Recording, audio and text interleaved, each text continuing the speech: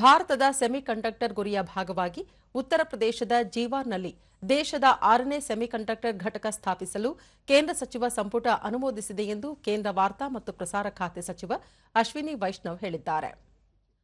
ಪ್ರಧಾನಿ ನರೇಂದ್ರ ಮೋದಿ ನೇತೃತ್ವದಲ್ಲಿ ನಡೆದ ಸಚಿವ ಸಂಪುಟ ಸಭೆಯ ನಂತರ ಮಾಧ್ಯಮಗಳಿಗೆ ಮಾಹಿತಿ ನೀಡಿದ ಅವರು, ಈ ಘಟಕವು ಎಚ್ಸಿಎಲ್ ಹಾಗೂ ಫಾಕ್ಸ್ಕಾನ್ ನಡುವಣ ಜಂಟಿ ಉದ್ಯಮವಾಗಿರಲಿದೆ.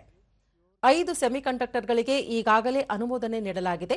ಈ ಸಂಬಂಧ 3 ಘಟಕಗಳ ನಿರ್ಮಾಣ ಕಾರ್ಯಗಳು ತ್ವರಿತವಾಗಿ ನಡೆಯುತ್ತಿದ್ದು, ಈ ಪೈಕಿ ಒಂದು ಘಟಕ ವರ್ಷದಾಂತ್ಯದಲ್ಲಿ ಉತ್ಪಾದನೆ ಆರಂಭಿಸುವ ನಿರೀಕ್ಷೆ ಇದೆ ಎಂದು ವಿವರಿಸಿದರು. इंडिया सेमीकंडक्टर मिशन के तहत अप्रूव होने के बाद में बहुत तेजी से उसमें कंस्ट्रक्शन चल रहा है उन 5 में, जो कि एचसीएल आप जानते हैं, हिंदुस्तान कंप्यूटर्स लिमिटेड, जो बहुत लंबे टाइम से भारत की एक हार्डवेयर में बड़ी कंपनी रही है, वो और फॉक्सकॉन जो दुनिया का सबसे बड़ा इलेक्ट्रॉनिक्स मैन्युफैक्चरर है, उन दोनों का जॉइंट वेंचर है. This joint venture will manufacture display driver chips, और ये देश की रिक्वायरमेंट भी बहुत बड़ी है. सो display driver chip is one of the key components in the entire display assembly. ये प्लांट लगेगा, इसमें 20,000 वेफर पर मंथ की कैपेसिटी होगी, और जो चिप्स इससे बन के निकलेगी 36 मिलियन चिप्स पर मंथ का इसका रहेगा.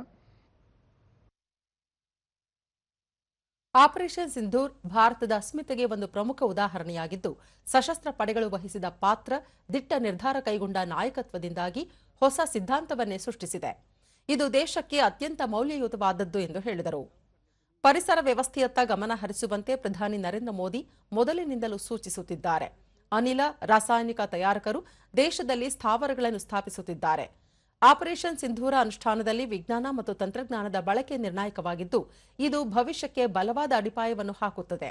ಈ ನಿಟ್ಟಿನಲ್ಲಿ ಪ್ರಧಾನಿ ನರೇಂದ್ರ ಮೋದಿ ಅವರು 3ನೇ ಅವಧಿಯಲ್ಲಿ ವಿಜ್ಞಾನ ಮತ್ತು ತಂತ್ರಜ್ಞಾನ ವಲಯಕ್ಕೆ 1,25,000 ಕೋಟಿ ರೂಪಾಯಿ ವೆಚ್ಚದ ಐತಿಹಾಸಿಕ ಕ್ರಮಗಳನ್ನು ತೆಗೆದುಕೊಂಡಿದ್ದಾರೆ ಎಂದರು. बाहर अपना मेजर बेस भारत में बना रहे हैं और दोनों के प्लांट्स में काम स्टार्ट हो गया है और रैंप अप हो रहा है.